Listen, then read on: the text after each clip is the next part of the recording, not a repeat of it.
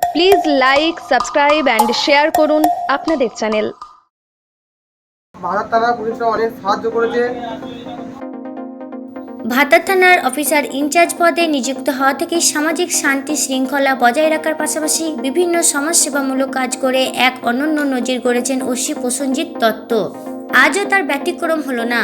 জানা যায়, আজ সকাল থেকে একটি 8 বছরের বাচ্চা বর্ধমান কাটোয়া লাইনে ট্রেনে চেপে কাটোয়া চলে যায়। জানা যায়, বাচ্চাটির বাড়ি ভাতারের বড়বেলুন গ্রামে।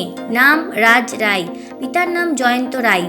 এদিকে শিশুটির বাবা চতুর্দিকে খোঁজাখুঁজি করতে থাকেন। বন্ধু বান্ধব আত্মীয় স্বজনদের বাড়িতে খোঁজ করেন। 8 বছরের শিশু রাজ ট্রেন থেকে নেমে কাটোয়া স্টেশনে ঘুরে বেড়ায়। তা দেখে দুই ব্যক্তির সন্দেহ হয়। ছেলেটিকে নাম ও বাড়ি জিজ্ঞাসা করেন। ছেলেটি শুধু বলে তার বাড়ি ভাতার। এই সময় বাসন্তী হাজরা নামে এক ভদ্রমহিলা, বাড়ি কাটোয়ার 19 নম্বর ওয়ার্ডের মিলপাড়ায়। তিনি কোনো কাজে কাটোয়া প্ল্যাটফর্মে এসেছিলেন। তিনি জানান, ওনার 2 জন পরিচিত লোক বাচ্চাটিকে নিয়ে বসে থাকে কাটোয়া স্টেশনের গাছতলায়। তিনি তাদের বলেন, আমার ভাতারে পরিচিত রয়েছে। এই কথাটার উপর ভিত্তি করে উক্ত 2 ব্যক্তি ভদ্রমহিলার হাতে বাচ্চাটিকে তুলে দেয়।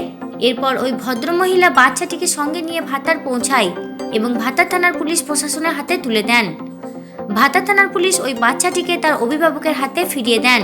বাসন্তী হাজরার মানবিক উদ্যোগে ভাতার থানার পুলিশ প্রশাসনের সহযোগিতায় 8 বছরের শিশুকে ফিরে পেয়ে বাসন্তী দেবী এবং ভাতার থানার পুলিশ প্রশাসনকে অসংখ্য ধন্যবাদ জানালেন শিশুর অভিভাবক। আমার ছেলে সকাল থেকে নিখোঁজ ছিল। ভাতার থানায় জানিয়েছিলেন? ভাতার থানায় জানা না, আমরা সকাল থেকে খোঁজাখুঁজি করেছি। আমাদের সিভে কাজ করে আমরা বলেছিলাম, ওদের বন্ধুদেরকে ছবি সব পাঠিয়েছিলাম। ভাতার থানায় এখানে খুব হেল্প করেছে। শুনলাম যেটা একটা মহিলা কাটোয়া থেকে আমার ছেলেকে এনেছে, আমার বাড়ি বড়বেলুন। তো এখানে ভাতার পৌঁছে দিয়েছে। ওনারা বিশাল ভালো কাজ করেছে, ওদেরকে আমার অসংখ্য ধন্যবাদ। ওরা ভালো থাকুন, ভালো কাজ করুন। আপনি এই যে প্রশাসন যে আপনার ছেলেকে আপনার হাতে তুলে দিল, এই ব্যাপারে প্রশাসনের ব্যাপারে আপনি কি বলবেন? আর প্রশাসনকে অনেক অনেক ধন্যবাদ দেবো এত বড় কাজ করার জন্যে। সবাই ভালো থাকুক।